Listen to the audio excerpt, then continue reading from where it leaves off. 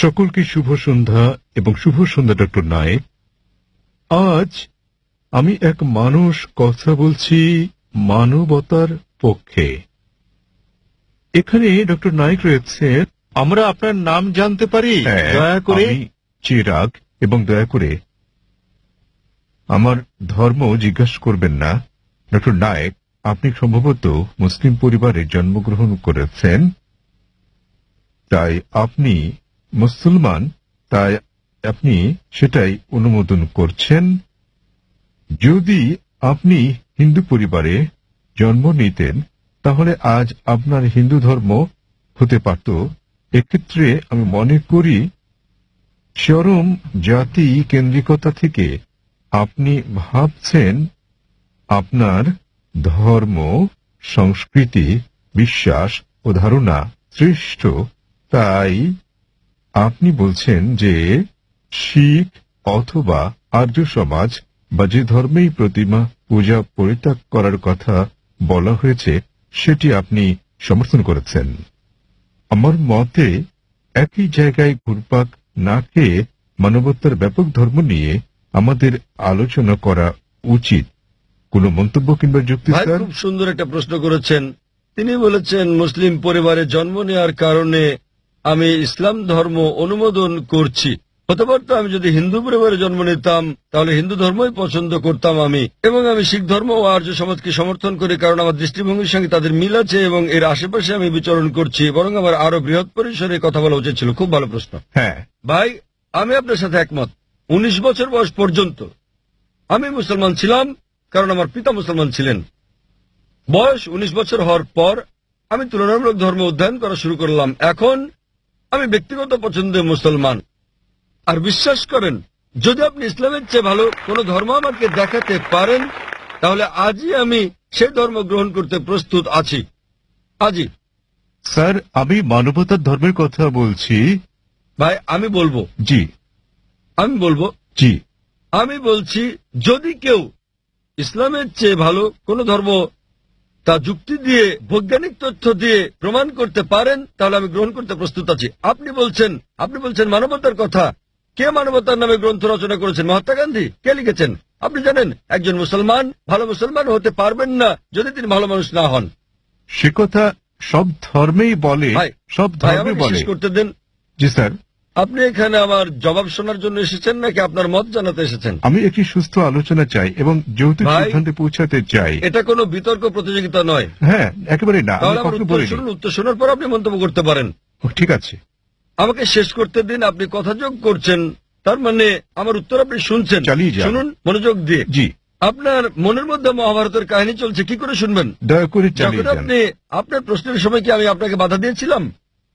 দয়া করে চালিয়ে যান। আমি কি বাধা দিয়েছি? আপনি বাধা দেননি। দয়া করে চালিয়ে যান। সবকিছু লেখা আছে, প্রশ্ন করতে আসছেন, আমি কিভাবে বলেছি? আমি জবাব দিচ্ছি, শুনুন। হ্যাঁ, এটা আমার জবাব। তাহলে কেন আপনি মন্তব্য করছেন? দয়া করে বলুন স্যার, দয়া করে বোঝার চেষ্টা করুন। আমাকে আপনার উত্তর বলুন। আমার উত্তর শুনলে আপনি বুঝতে পারবেন, অন্যথায় লাখ লাখ মানুষ বুঝলেও আপনি একই প্রশ্নই করে যাবেন। আমি একজন চিকিৎসক। এক ব্যক্তি একা দুটো বিষয়ের প্রতি মনোযোগ দিতে পারে না। উত্তর শুনুন, উত্তর দেওয়া হলে আর সমস্যা থাকবে না। তাহলে আপনাকে বুঝতে হবে আপনি মানবতার কথা বলছেন। আপনি প্রথমেই বলেছেন আমার ধর্ম জানতে চাইবেন না, পরে আপনি বলছেন আমি মানবতার পক্ষে। সর্বপ্রথম আপনি আপনার দৃষ্টিভঙ্গি শনাক্ত করতে লজ্জিত, তারপর আপনি মানবতার কথা বলছেন। আমি আপনার কাছে জানতে চাই, মানবতা নামের বইটি কে লিখেছেন? এরকম কোন বই আছে কি? মানবতার কোন দিক নির্দেশনা আছে? আমি আপনাকে বলছি, ভালো মানুষ না হয়ে একজন মুসলমান ভালো মুসলমান হতেই পারে না। সব ধর্ম বলে না।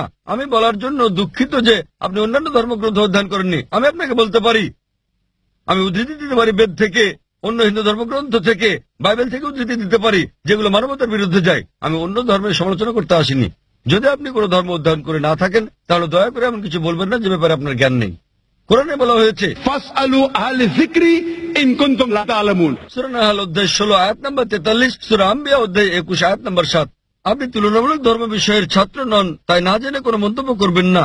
আমি বাইবেল থেকে উদ্ধৃতি দিতে পারি যা মানবতার বিরুদ্ধে। আমি আপনাকে চ্যালেঞ্জ করছি, কোরআন থেকে এমন একটা আয়াত বের করেন নবী মোহাম্মদ সাল্লাল্লাহু আলাইহি সাল্লামের এমন কোন বাণী বের করেন যা মানবতার বিরুদ্ধে যায়। সুতরাং এমন কথা বলবেন না সব ধর্মে বলা হয়েছে। দুঃখিত, আপনার জানাশোনা বড়ই দুর্বল। আমি আপনাকে যা বলার চেষ্টা করছি, মানবতা মানে ঠিক আছে, আপনি কেবল স্ট্যান্ডার্ড 2-3 তে আছেন। আর আমি যা বলছি তা কেবল স্কুল পাস নয়, কেবল স্নাতক পাস নয়, বুঝতে হবে স্নাতকোত্তর পাস হতে হবে আপনাকে। ইসলাম মানে উচ্চ পর্যায়ে, কেবল মানবতার কোনো পর্যায় নেই। ভালো মানুষ না হলে কোনো মুসলমান ভালো মুসলমান হতে পারবে না। আমি আপনাকে চ্যালেঞ্জ করছি, ইসলামের এমন একটা দিক আপনি বলতে পারেন যা মানবতার বিরুদ্ধে যায়। যৌক্তিক পটভূমি, যৌক্তিক কারণ আপনার জানা না থাকতে পারে ইসলাম কেন এমন অনুশাসন জারি করলো, আর আপনি ভাবতে পারেন সেটা মানবতার বিরুদ্ধে। ঠিক যেমন আপনারা বলেন, ডাক্তার আমাকে ইঞ্জেকশন দিচ্ছে, ইঞ্জেকশনে যন্ত্রণা দিচ্ছে, ওই ইঞ্জেকশন তো আপনার ভালোর জন্য। আপনারা বলেন ডাক্তার আমার পেট কেটে ফেলেছেন, তিনি তো পেট কেটেছেন আপনাকে জীবন বাঁচানোর জন্য। সুতরাং ডাক্তার যা জানেন আপনি তা জানেন না। যদি আমার জন্য দুটো পছন্দ থাকে, স্ট্যান্ডার্ড 2 কিংবা 3 পাস করা অথবা স্নাতকোত্তর কোর্স করা, সেক্ষেত্রে আমি স্নাতকোত্তর কোর্সই করব। কেন মাত্র স্ট্যান্ডার্ড 2-3? মানবতা ভালো, কিন্তু ইসলাম তার চেয়ে অনেক বেশি ভালো।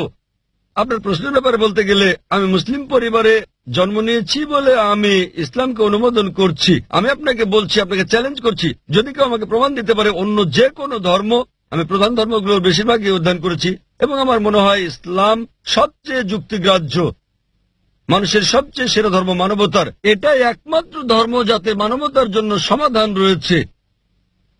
আল্লাহ বলেন সূরা আলে ইমরান অধ্যায় নম্বর 3 আয়াত নম্বর 19, ইসলাম, সর্বশক্তিমান ঈশ্বরের কাছে একমাত্র গ্রহণযোগ্য ধর্ম ইসলাম। আর আপনার জানার জন্য বলছি, আপনার যুক্তি অত্যন্ত নাজুক। আপনি কি জানেন আমাদের 30 জনেরও বেশি আলেমের মধ্যে যারা বিশ্বের বিভিন্ন দেশের নাগরিক, তাদের 10 জনেরও বেশি মুসলিম পরিবারে জন্মগ্রহণ করেননি? আপনি কি তা জানেন? আমি এটা উত্তর জানতে চাই আপনার কাছে, আপনি কি জানেন এই মঞ্চে বক্তৃতা দানকারী 30 জনের মধ্যে 10 জনেরও বেশি মুসলিম হিসেবে জন্মগ্রহণ করেননি? আপনি জানেন? হ্যাঁ, আমি হতে পারে আমি আপনাকে বলছি। জিজ্ঞেস করছি, আপনি কি তা জানেন? না, আমি হ্যাঁ তা অথবা জানি না না। বলেন। তাহলে আপনার পুরো যুক্তি তো অসার। বিশ্বের বিভিন্ন দেশের 30 জন বক্তার মধ্যে 10 জনের বেশি আমেরিকান, 4-5 জন কানাডার, কয়েকজন ইউকের, মালয়েশিয়ার আছেন, সৌদি আরবের, সংযুক্ত আরব আমিরাতের, সোমালিয়ার এবং সুদানের বক্তা রয়েছেন, এবং এদের মধ্যে 10 জনেরও বেশির জন্ম অমুসলিম পরিবারে।